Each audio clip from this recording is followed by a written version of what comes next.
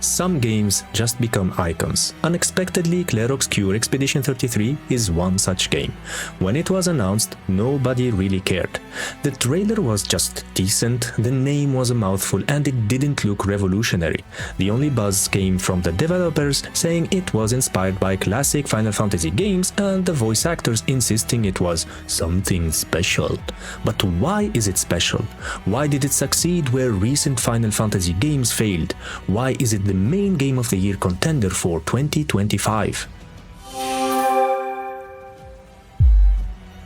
To answer those questions, let's take a quick look in the rearview mirror and talk about the golden era of Final Fantasy back in 1997. Back then, I wasn't an RPG fan at all. I was into fighting games like Soul Calibur and Tekken, racing games like Gran Turismo, and let's be honest, like many teenagers my age, Tomb Raider, for reasons I obviously won't elaborate on. But somehow a friend of mine convinced me to try Final Fantasy VII, and everything changed. I got hooked, I grew attached to all the characters. I delayed finishing the game just to max out everyone, beat the secret weapons, get the golden chocobo, and squeeze every last drop out of the golden saucer. Hundreds of hours, and every second felt worth it. For me, Final Fantasy VII wasn't just the peak of Final Fantasy, it was the pinnacle of gaming. Revolutionary graphics, unforgettable soundtrack, tragic storylines, and summons that blew your mind the first time you cast them. It was unique and it was special. To this day, it is the only Final Fantasy game that gained popularity beyond the classic JRPG fans to include more mainstream gamers. That is, until Clair Obscur Expedition 33 was released.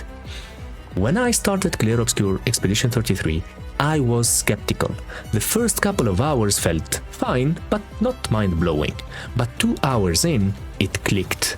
The characters are deep, the story grips you, the art direction makes up for the technical limitations, the combat system, absolute perfection.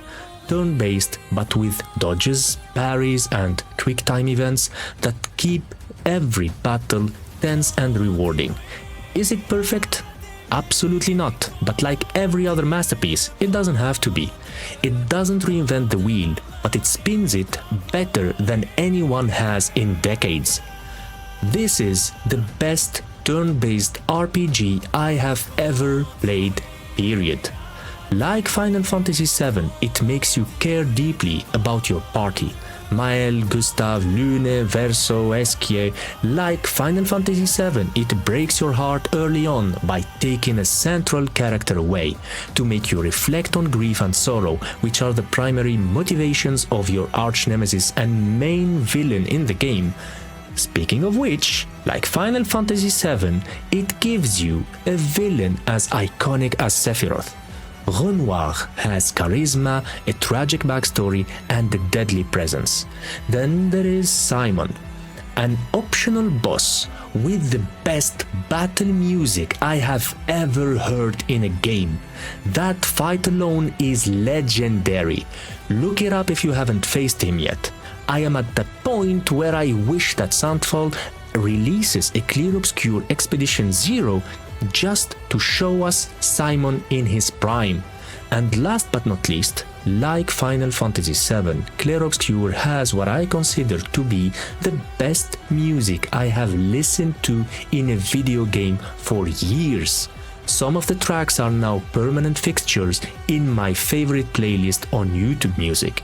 To summarize, the amazing people at Soundfall Interactive took the formula of the classic Final Fantasy games, improved it and executed it to perfection, and by doing so, not only did they revive the JRPG genre and capture its audience, they succeeded in what Square Enix failed to achieve for decades now: make JRPG appealing to the mainstream gamers.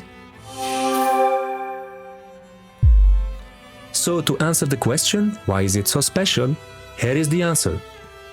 Soundfall Interactive didn't try to make a mainstream RPG. They didn't overdo accessibility, shoehorn diversity, equality, and inclusion into the story, or force monetization. They just focused on creating the game that they dreamed about and would enjoy playing. For $45, it feels like a slap in the face to all the big AAA studios claiming that players need to pay north of $80 to get a good game. Clair Obscur isn't just a game of the year, it's a game of the generation. It's a wake-up call to the gaming community. So if you are a gamer mom or a gamer dad, or just simply a busy player and only have time for one RPG this year, make it this one. Peace.